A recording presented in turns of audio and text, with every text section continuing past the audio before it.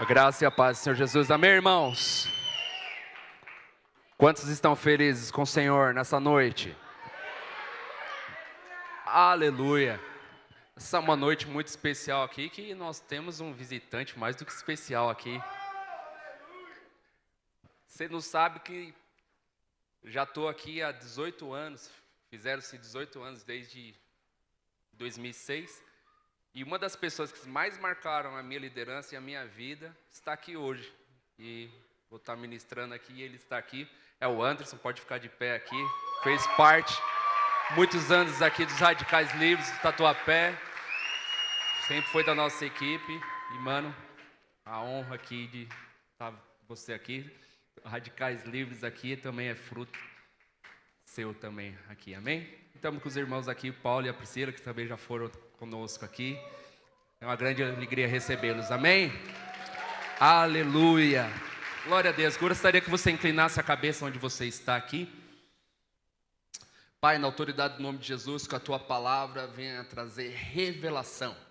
Revelação em relação àquilo que nós somos diante do Senhor.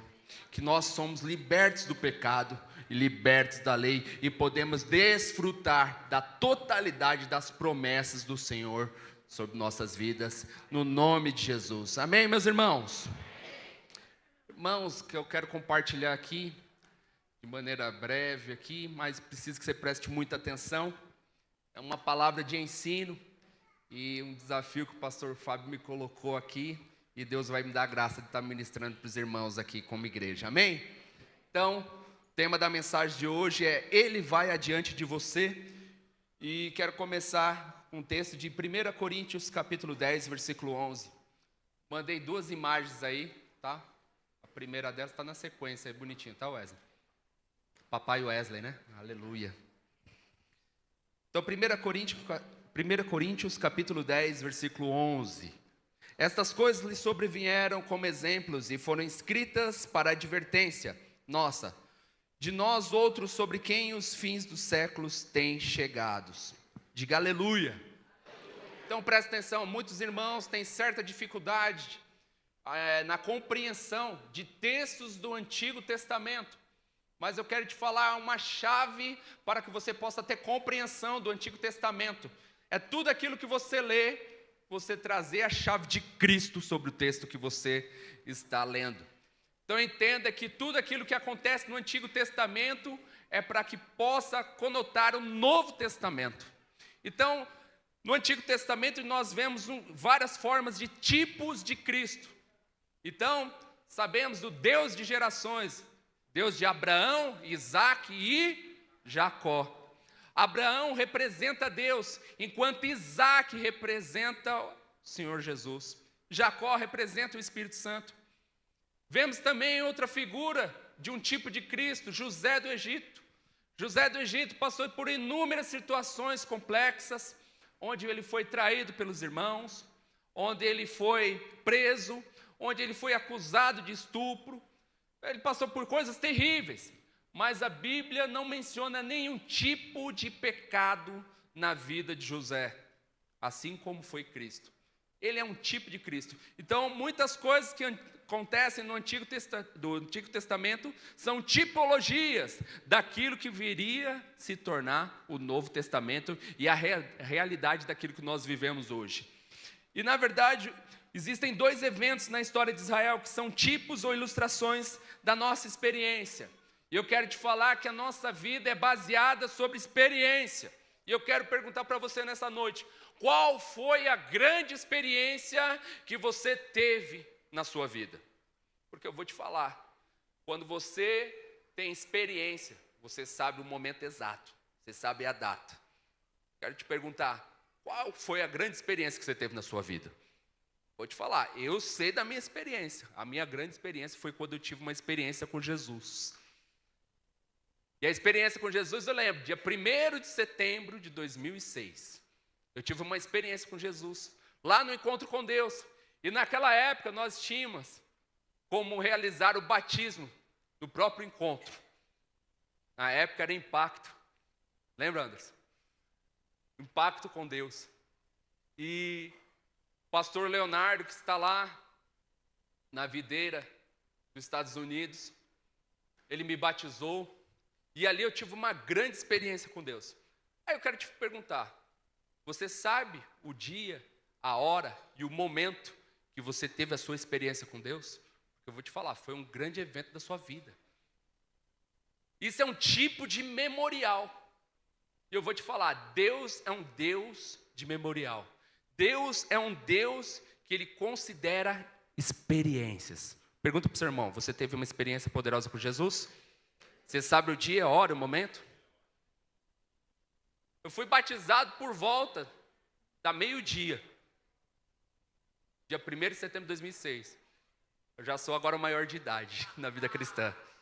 18 anos, aleluia. Olha só, isso é uma grande bênção. E o que eu quero falar aqui são 2 ilustrações que baseiam a nossa experiência em Deus. Que é a passagem pelo Mar Vermelho e a travessia pelo Rio Jordão. Essas 2 experiências são experiências da nossa vida cristã. E eu quero te falar que isso precisa ser muito claro sobre a sua vida, porque eles trazem princípios preciosos para que você possa viver a plenitude daquilo que Deus tem para você. Então sabemos que a passagem do Mar Vermelho, ela aponta para o batismo das águas. Então o povo hebreu, ele se tornou escravo, e Faraó era quem comandava todo o Egito. E olha só, a tipologia novamente, que Faraó é um tipo de pessoa, ele expressa o próprio diabo, enquanto o Egito aponta para o mundo. Então entenda que os hebreus, eles estavam sendo opressos, estavam sendo escravizados por alguém que representava o próprio diabo. Eles viviam numa cultura totalmente mundana, eles viviam opressos, eles viviam aflitos. Então Deus levanta um homem para libertar o povo de Israel. E logo nessa época, os hebreus, eles estavam crescendo muito, a população hebreia crescia demais. E Faraó começou a ficar preocupado, dizendo que se esse povo continuasse a crescer, eles poderiam causar uma rebelião e tomar todo o Egito. Então ele toma uma decisão drástica, de matar todos os homens, filhos homens, todos os primogênitos. Então é determinado isso. E havia uma serva dentro da casa de Faraó, que ela era hebreia. E ela tinha acabado de dar luz a uma criança. Então a forma que ela teve de salvar essa criança foi colocar ela num cesto e colocar num rio. E essa criança, ela é achada pela própria irmã do Faraó. Então é colocado o nome dessa criança de Moisés. Fala assim, Moisés. Entenda que na Bíblia tudo tem um significado. Moisés significa salvo pelas águas. Fala assim, salvo pelas águas. Entenda, Moisés, ele já tinha o seu chamado liberado. Ele foi salvo pelas águas para conduzir pessoas a serem salvas pelas águas. Vou te falar, quantos aqui já tiveram uma experiência com o Senhor? Quantos aqui já foram batizados nas águas? Quantos já foram batizados com o fogo do Espírito Santo? Diga aleluia! Vou te falar, você também vai conduzir pessoas à mesma experiência. Diga aleluia! E eu vou te falar, Moisés, ele também é um tipo de Cristo. O povo estava sendo escravizado, o povo estava totalmente perdido, e ele conduz, diante de um chamado de Deus, a tirar o povo do Egito. E esse povo tinha uma promessa, e a promessa era o quê? Canaã. Fala assim, Canaã, a terra que mana leite e mel. Diga aleluia. Então acontece, e eu creio que a maioria aqui conhece a história, acontece as 10 pragas. Então Faraó, ele rejeitava, ele não queria liberar o povo, e diante de tantas coisas que aconteceram, ele decide liberar o povo. Cerca de 3 milhões de hebreus, eles são conduzidos por Moisés. E então, no meio desse processo, o coração, a Bíblia menciona que o coração de Faraó endurece. E ele decide então perseguir os hebreus que estavam saindo do Egito.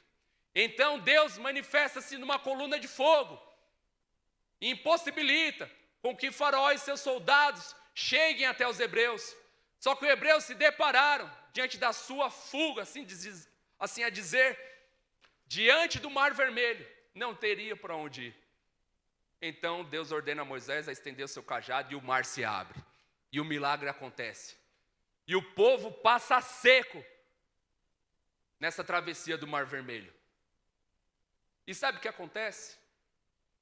Quando chega a última pessoa lá do outro lado, a coluna de fogo se desfaz. E todo exército de Faraó vai perseguir o povo hebreu.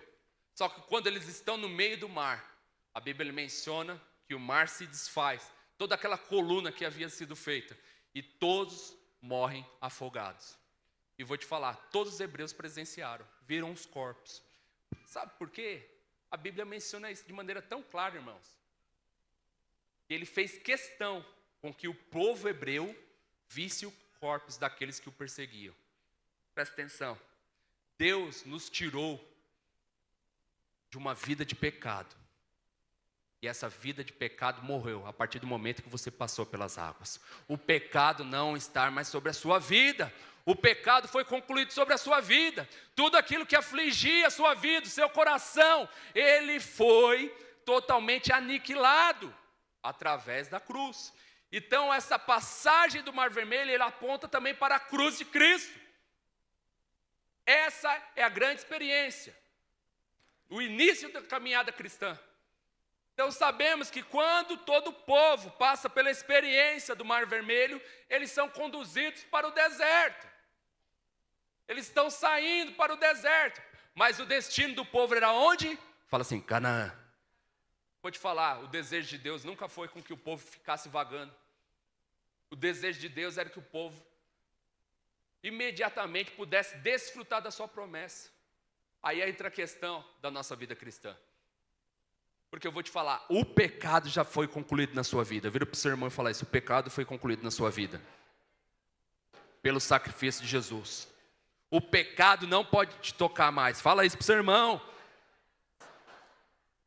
Entenda uma coisa, o Felipe ele estava ministrando uma oferta aqui, irmãos. Talvez é coisa que você já ouviu inúmeras vezes, mas eu vou te falar, toda hora você precisa de declarar isso. Toda vez que você declara a realidade da palavra de Deus na sua vida, está mostrando uma identidade que você tem diante do Evangelho. Vou te falar, o pecado não tem mais poder sobre a sua vida.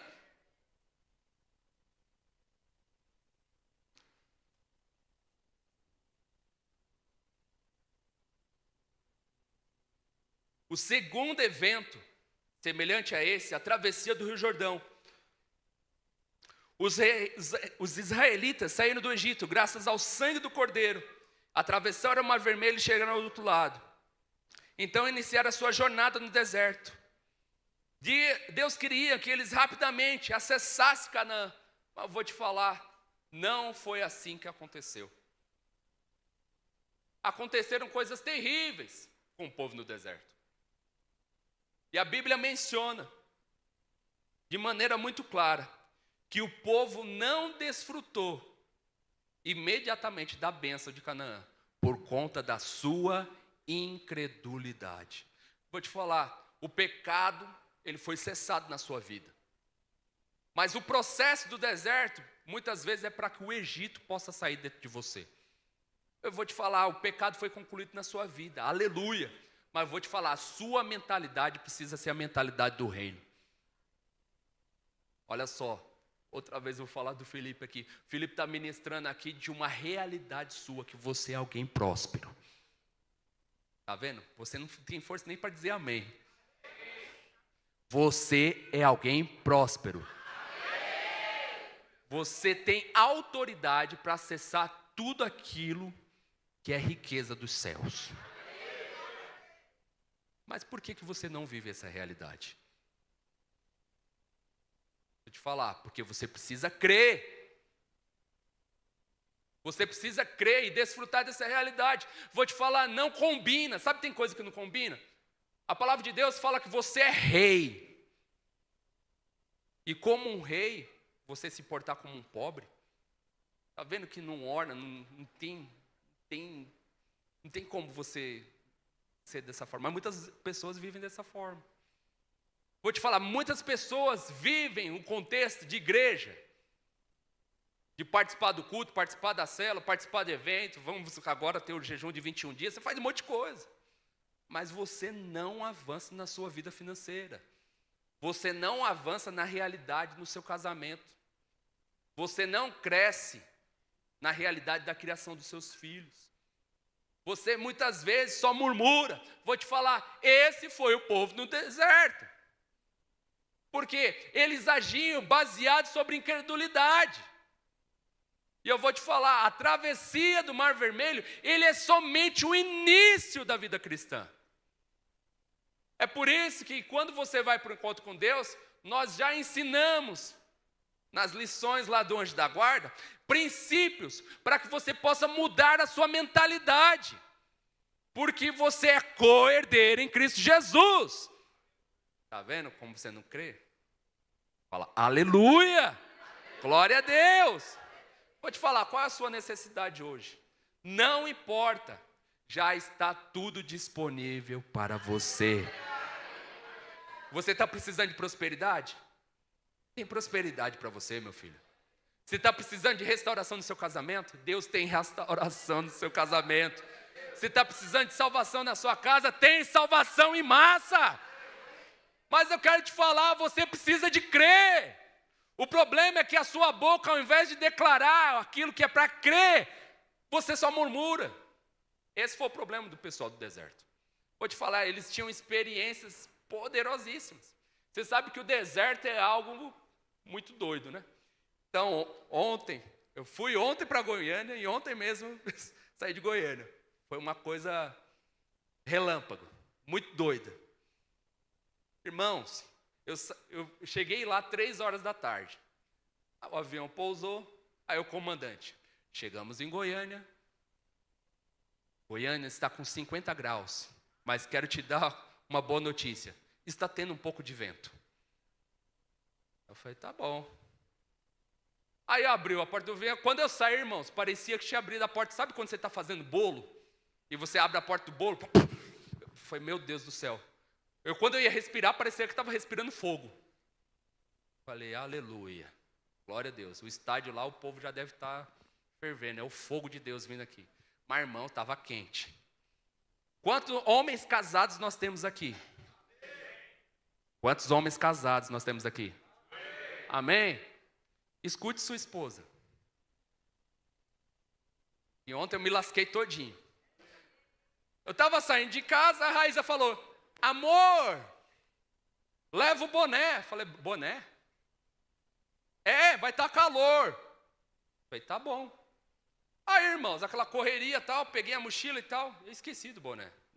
Na verdade, eu nem achei o boné. Eu nem sei onde está o boné.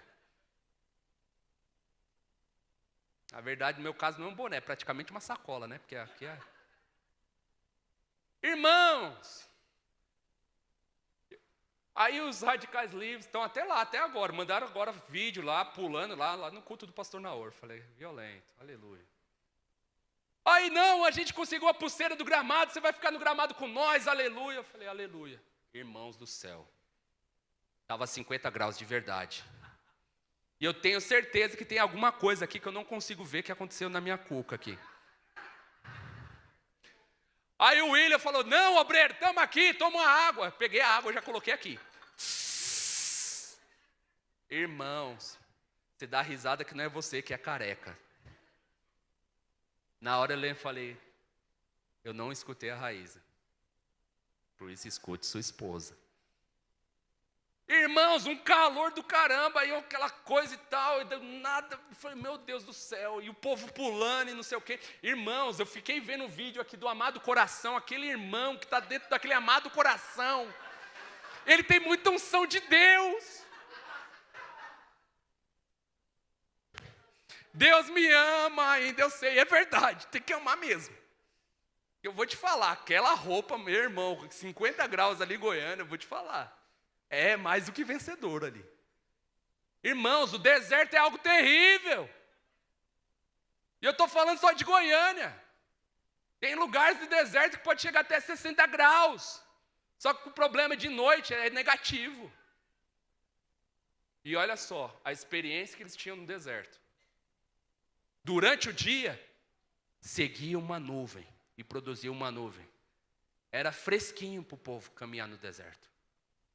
E à noite, quando estava frio, estava negativo, surgia a coluna do fogo e todos ficavam aquecidos. Isso é poderoso, não é, irmãos? É Deus cuidando do povo e o povo ainda murmura.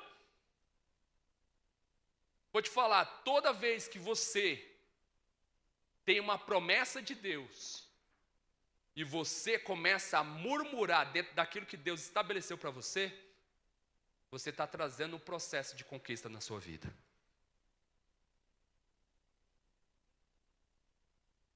Vou te falar, talvez você fica reclamando lá do seu filho, você fica reclamando das suas finanças, você fica reclamando que ainda não vê a sua promoção, você fica reclamando que os seus clientes não estão comprando aquilo que deveria, para que você pudesse prosperar na sua empresa. Vou te falar, você não pode reclamar, você não pode murmurar.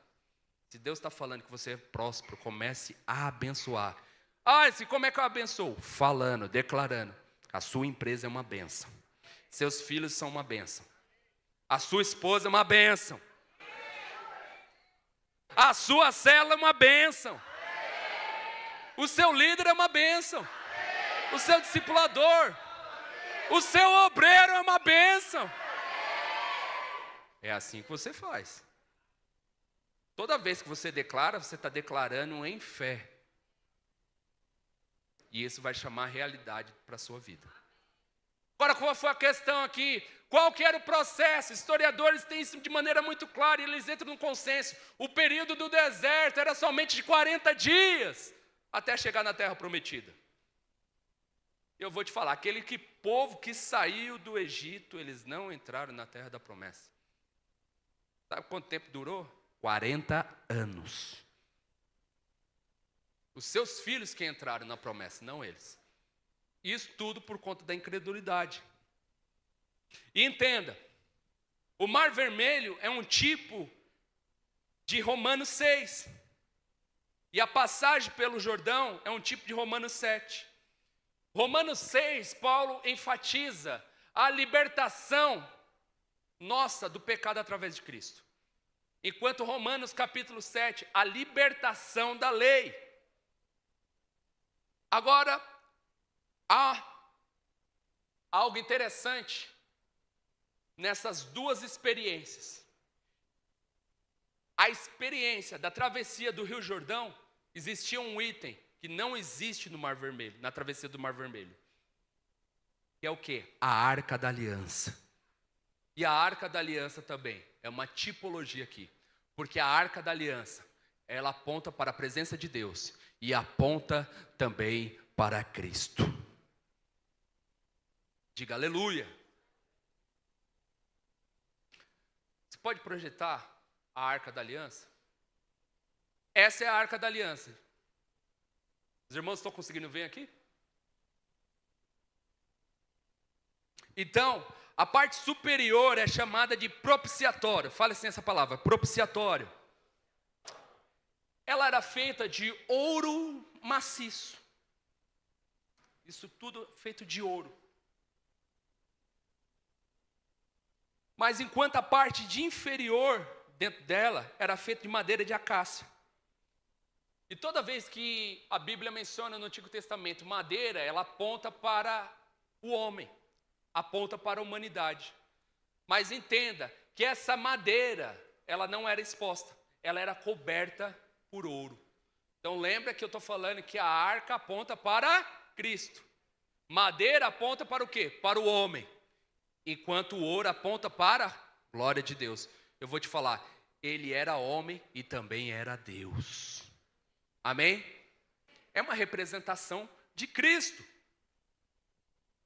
A palavra se fez carne e habitou entre nós, cheia de graça e verdade. Evangelho de João, capítulo 1, versículo 14. Em Levítico 16, não precisa abrir, lemos que o sumo sacerdote aspergia o sangue no propiciatório apenas uma vez, enquanto diante do propiciatório ele aspergia 7 vezes. E o que isso nos diz? A aspersão feita 7 vezes diante do propiciatório indica nossa posição diante de Deus. 7 é o número da perfeição. E hoje temos uma posição perfeita diante do Pai, graças ao sangue de Jesus Cristo. Podemos nos aproximar do trono da graça. Por quê? Nós fomos justificados pelo sangue. No Antigo Testamento vemos a oferta de animais. Quem era muito pobre poderia ofertar uma pomba. Quem era muito rico poderia ofertar um cordeiro. Então, o sumo sacerdote, ele pegava esse animal, via se não tinha nenhum tipo de defeito, então matava o animal, pegava o seu sangue e aspergia. Isso aponta para o sacrifício de Jesus. O sangue de Jesus foi derramado a favor de mim e de você.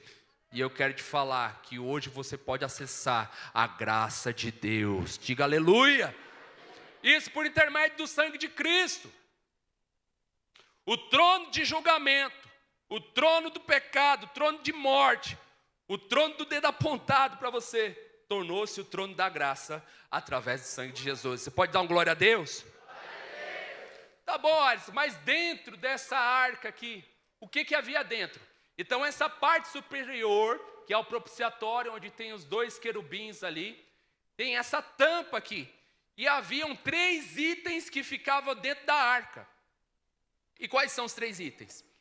Fala assim, o maná, a vara de Arão e as 2 tábuas da lei. Presta atenção, esses 3 objetos, eles representavam a rebelião do homem contra Deus. E vou te falar que nessa experiência do deserto, aparece, irmãos, a rebelião do homem. Aparece todo esse contexto que muitas vezes pode acontecer na nossa vida. Olha só, primeiro, o maná. Todos os dias Deus provia o maná para os filhos de Israel. Vou te falar, imagina, algum irmão aqui gosta de cozinhar? Quem gosta de cozinhar? Agora vai mudar a pergunta. Quem aqui cozinha muito bem? Que é isso, hein? Não, fica com a mão. Quem cozinha muito bem, fica com a mão levantada. Você que está do lado dessa pessoa que fala que cozinha muito bem, você pode ir à noite, depois do culto, e ele vai cozinhar para você. Diga aleluia. Agora eu vou fazer outra pergunta, presta atenção. Presta atenção aqui, ó. Outra pergunta. Quem aqui gosta de comer? Meu Deus, que clamor. Olha para o seu irmão, vê se ele gosta de comer mesmo. Você sabe que quem gosta de comer fica tendo curiosidade de algumas coisas, né? Irmãos, eu sei que o maná aponta para Jesus, aleluia. Mas eu fico imaginando como é que seria esse maná do céu, irmãos. Qual que seria o gosto? Mas Deus tem separado para nós o maná escondido, aleluia. Irmãos, devia ser top demais. Eu vou te falar, aquilo que Deus faz é ruim? Sei lá, meu. Já pensou se esse maná era de doce de leite? Sei lá. O negócio devia ser muito top. Mas sabe o que aconteceu? O povo começou a murmurar. Ah, não quero comer esse maná, não. Não quero comer esse negócio, não. Estou enjoado. Eu quero comer uma carninha agora. Olha aí. Vamos voltar para o Egito, lá tinha comida de verdade. Tipo, eu sou nordestino, eu só como bucho. Não quero saber de coco bambu, não. Olha aí. O povo começou a murmurar sobre aquilo que Deus estava dando de provisão. O primeiro item, que aponta para a rebelião do homem, que estava dentro da arca, era o maná. O segundo item era a vara de Arão. Durante sua jornada no deserto, murmuraram contra a liderança de Arão. Arão, ele era irmão de Moisés, e ele representava o sacerdócio. Eu vou te falar, o grande sumo sacerdote é o Senhor Jesus, diga aleluia. Arão também é um tipo de Cristo. Eu vou te falar, os príncipes das tribos de Israel, eles se levantaram. Na Bíblia está mencionado como uma rebelião de Coré, Datã e Abirão. Aleluia, olha aí. Coré, Datã e Abirão. Eu vou te falar, foi algo terrível, meus irmãos. O povo se levantou contra a liderança de Moisés e Arão. falando: quem são estes que agora se faz como maioral entre nós? Como se dizendo: nós somos nobres aqui, já estamos tanto tempo aqui, quem é esse Arão aqui? Eles se levantaram, foi algo terrível. Então, Deus ordena para Moisés fazer algo. Então, cada príncipe de cada uma das tribos, ia pegar uma vara de amendoeira, limpa, e eles deveriam escrever seu nome nessa vara. Iam colocar no Santo dos Santos. Iam passar a noite lá essa vara. E no outro dia eles iam pegar essa vara e ver o que ficou. E lá Deus ia falar: ó, lá eu vou mostrar quem é o meu escolhido. Quem está tendo aliança comigo. Na tribo de Levi foi Arão. E ele pede para colocar Arão na vara. Vou te falar, é um galho. Não está conectado a uma árvore. Então, no outro dia, quando pegaram as 12 varas de amendoeiras, que são 12 tribos de Israel, cada um representado por um príncipe, haviam 11 que estavam secas. E a vara de Arão havia florescido e havia dado fruto. Vou te falar, como é que um pedaço de galho vai dar folha e fruto? Isso aponta, meus irmãos, para a vida ressurreta. Ela é uma figura do nosso Senhor Jesus Cristo, o verdadeiro Arão, nosso sumo sacerdote. Sabe por quê? É a vida que se manifesta na morte, assim como o Senhor Jesus. Qual que era o terceiro item que estava dentro da arca? As 2 tábuas da lei. Estavam ali para mostrar os padrões de santidade de Deus, requisito que Deus exigia do homem, mas o homem não podia cumprir. Esses eram os 3 itens. Alguém já assistiu aquele filme? Agora eu vou condenar a idade de alguns irmãos aqui. Aquele filme do Indiana Jones, da Arca Perdida. Hã? Conhece não, né? Não pode mentir não, viu, crente? Nem vou perguntar para os jovens aqui, mas eu vou te falar, eu sei. Agora vai ficar curioso, né? Vou te falar, qual que é a questão do filme? É que os nazistas, eles queriam procurar a arca. E vou te falar, isso existiu de verdade, mas não é o tema da mensagem aqui. Então, quando acha a arca lá, o Indiana Jones também vê a arca lá e tal. E os nazistas, eles pegam e vão abrir lá a tampa do propiciatório lá e olham para dentro. O que acontece com eles? Morrem na hora. E você tem que fazer como Indiana Jones. Indiana Jones fez assim, ó. Não olhou. Vou te falar, o ato de você olhar, isso aconteceu segundo a Bíblia. Aqueles que olharam para dentro da arca, eles morreram instantaneamente. Porque o ato de você olhar para dentro da arca está mostrando que você está vivendo pelo aspecto da lei. E não pelo aspecto do quê? Do sangue. Entenda. Aonde estavam os 3 itens? Dentro da arca. Mas eu vou te falar, você não precisa querer saber o que está dentro da arca. Sabe por quê? O sangue está acima dos quesitos da lei. Está acima dos atos de rebelião.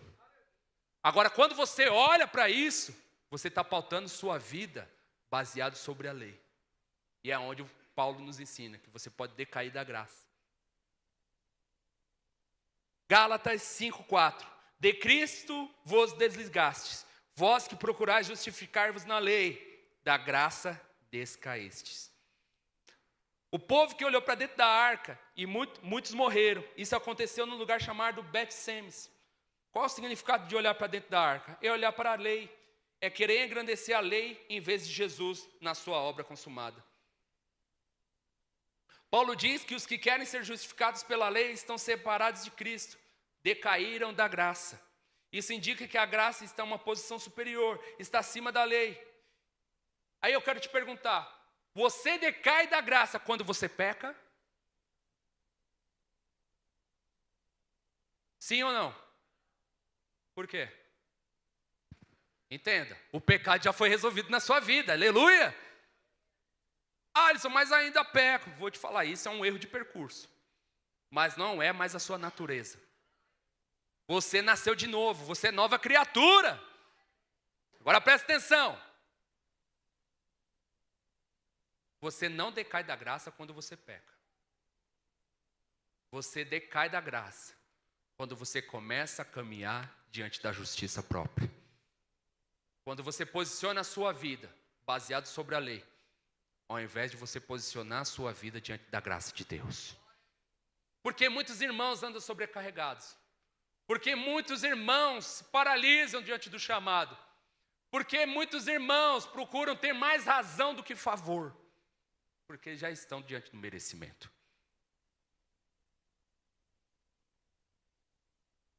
Vou te falar, a experiência do Rio Jordão, a travessia do Rio Jordão, é para mostrar que para que você possa acessar as promessas de Deus sobre a sua vida e você desfrutar do descanso, é mediante a Cristo. É a travessia da Arca da Aliança. Vamos ver mais sobre isso. A cobertura da arca. Agora outra imagem. Ó, que isso, hein? Rápido, hein? Entende, irmãos? A arca, quando era carregada, ela não ficava do jeito que é da outra imagem. Ela era coberta. E ela era coberta por 3 itens. O primeiro deles, ela era coberta por um pano de véu.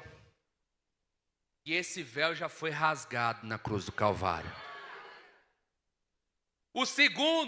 A segunda cobertura, era a pele de um animal resistente, de um animal marinho.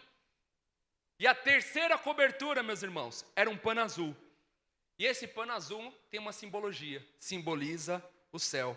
Quando você olha para cima, você percebe que Deus cobriu o céu de azul. Sabe por quê? Porque a Arca da Aliança, quando viajava sobre os ombros dos sacerdotes, durante a peregrinação no deserto, também ao redor das muralhas de Jericó, estava coberto da cor azul.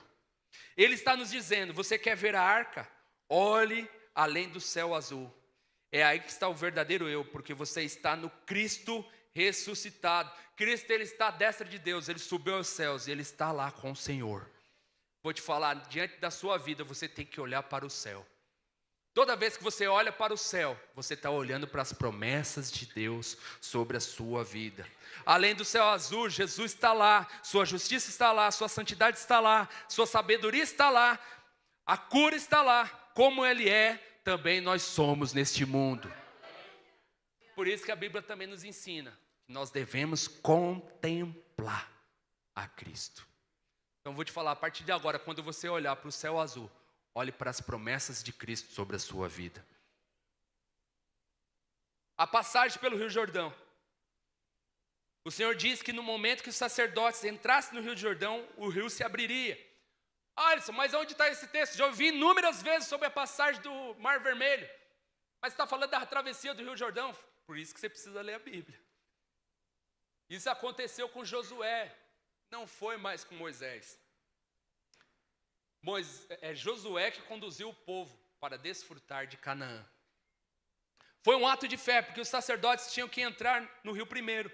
Qual é a figura da arca ali? É uma figura do Senhor Jesus Cristo, que nos leva a um lugar aonde não há mais julgamento. Diga aleluia! No momento em que os sacerdotes entraram na água carregando a arca da aliança, é uma figura da morte de Jesus na cruz, morrendo para a lei, o rio Jordão se dividiu.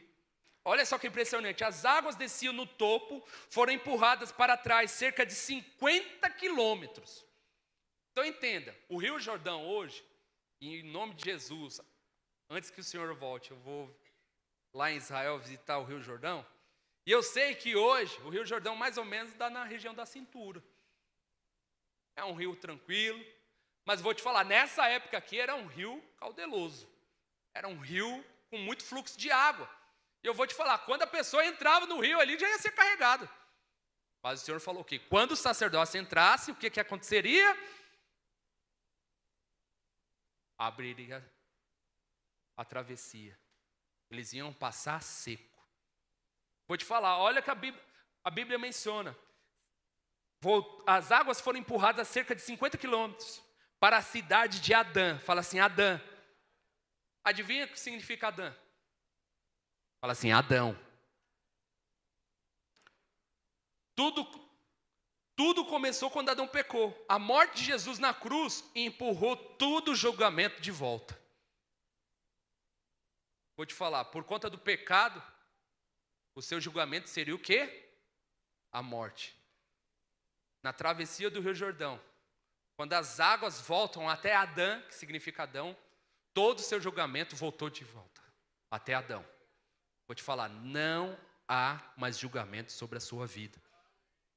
O aspecto da lei foi concluído na sua vida.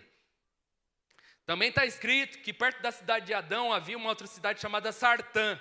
E Sartã em hebraico significa angústia e aflição. O julgamento foi feito até Adão. Em outras palavras, não sofre mais os julgamentos que vêm do pecado. A maldição da angústia e da aflição cessou. A morte de Jesus não apenas afastou todo o julgamento que veio sobre nós por conta de Adão, mas também todas as angústias. Todas as suas sanidades foram empurradas para trás. O que quer que tenha acontecido por conta do pecado de Adão, e sabendo que muitas coisas ruins vieram, inclusive até a morte, ela foi cravada através de Jesus. Vou te falar, não há mais consequências sobre a sua vida diante da graça de Deus. O sangue veio para te purificar, não somente do pecado, mas para que você pudesse ser liberto da lei, e de toda acusação, de toda angústia. Olha só que interessante, Deus fala para você seguir a arca. Josué 3,4, contudo haja distância de cerca de 2.000 côvados entre vós e ela. Não vos chegueis a ela para que conheçais o caminho pelo qual haveis de ir, visto que por tal caminho nunca passaste antes.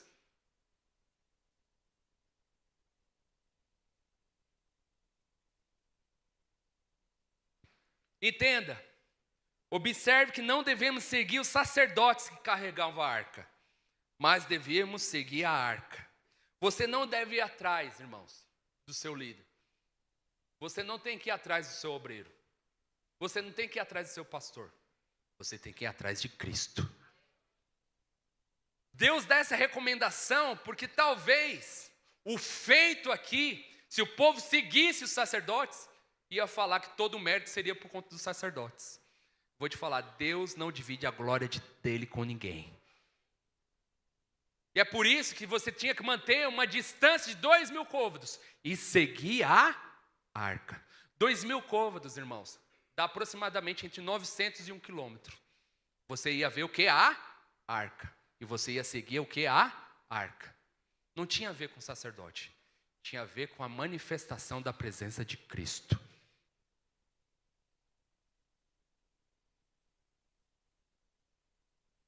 O povo cruzou o rio. Um a um, todos os israelitas atravessaram o rio a pé enxuto, até que todas as tribos cruzaram o Jordão. Você não deve pensar que Canaã é uma figura do céu, pois havia inimigos na terra que os israelitas precisavam desalojar. A diferença entre o Mar Vermelho e o Rio Jordão é que o Mar Vermelho foi o começo da sua jornada no deserto, enquanto a travessia do Rio Jordão foi o fim da sua jornada no deserto. Se você entender isso, será também o fim da sua jornada no deserto. Talvez você já entendeu que não há mais pecado na sua vida. Mas eu quero te falar também que você precisa ser liberto da lei. Muitas vezes você anda sobrecarregado porque você quer fazer muito esforço. Você quer trazer situações na sua vida baseadas sobre aquilo que você vinha fazer. Vou te falar, sabe qual é o problema de um crente? Na maioria das vezes? É que sempre ele procura ter controle de tudo. Vou te falar, o que vai mais acontecer na sua vida é você não ter controle de nada. Toda a glória é dele. E quando você não entender isso, meus irmãos, é por isso que você precisa entender essa travessia do Rio Jordão. Ele vai adiante e você deve seguir a ele. Vou te falar, quantos têm promessas de Deus aqui? Provavelmente você não concluiu todas as promessas de Deus sobre a sua vida. Mas para que você possa desfrutar de todas as realidades e todas as promessas de Deus sobre a sua vida, você precisa de entender que Ele vai adiante de você. Deus não quer apenas tirar do Egito, mas quer introduzir você em Canaã. No Novo Testamento, Deus diz que a terra prometida é o seu descanso. O que era uma terra adequada para os israelitas é o descanso para nós hoje. É o que a palavra fala em Hebreus 4:1. Vou te falar, a sua vida é uma vida de conquista. Você é rei e sacerdote. Mas você, para acessar essas coisas, você precisa de entender que o Senhor sempre vai adiante de você. Ah, Alisson, mas está difícil. Não tem problema. O mar vai se abrir diante de você. Ah, Alisson, mas está tendo uma tempestade terrível. Pois é, no Novo Testamento a gente vê que os discípulos estavam desesperados, pensando que ia morrer a qualquer hora. Qual era a atitude de Jesus?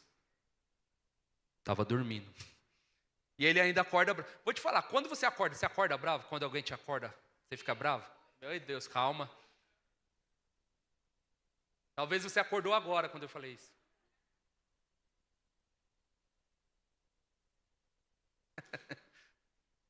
Presta atenção. Você fica bravo? Eu vou te falar, eu quando leio a Bíblia eu fico viajando. Eu falo, mano, Jesus devia estar no sono da hora. A gente vai morrer, Senhor. Homens de pouca fé, eu estava dormindo aqui. Ele levanta a mão, cessa agora o mar, pronto, vamos voltar a dormir. Presta atenção. Você precisa desse descanso. O descanso em Deus não é a ausência de problemas. A tempestade vai vir. Não é que não vai vir, não, vai vir. A questão é só quando. Mas quando vir, você precisa ter de descanso. Sabe por quê? Ele vai à frente. Quero chamar os irmãos da equipe de louvor.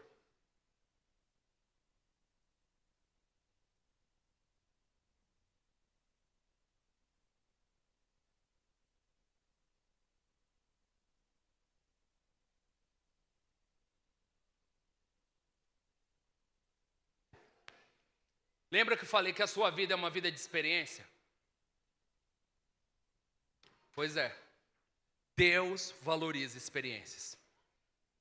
E Deus valoriza quando você estabelece memoriais na sua vida.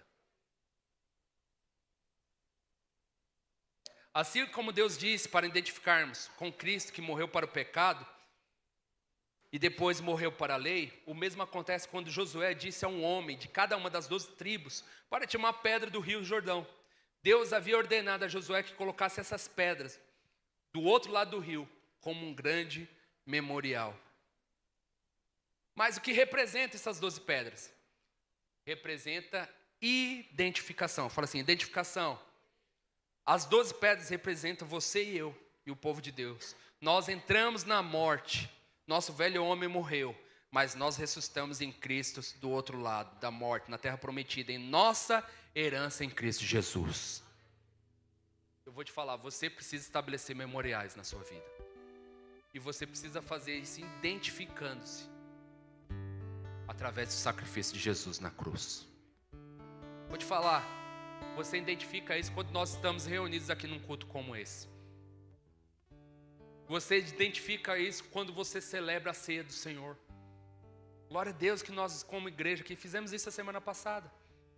Celebrarmos a ceia como igreja, onde eu vou te falar. Quando você tem revelação disso, meus irmãos, você poderia ceiar todos os dias. Nossa, Alisson, mas eu posso fazer a ceia? Você pode sim, o Senhor Jesus fala. Fazei em memória de mim. Vou te falar, isso é um memorial. Sabe por quê? Você se alimenta do corpo. E quando você se alimenta do corpo é o quê? É cura para a sua vida. E quando você se alimenta do sangue, está apontando que você está coberto. E o pecado e a lei não está mais sobre a sua vida. Vou te falar, esses são dias de você estabelecer memorial na sua vida. Muitas vezes você anda com o coração pesado.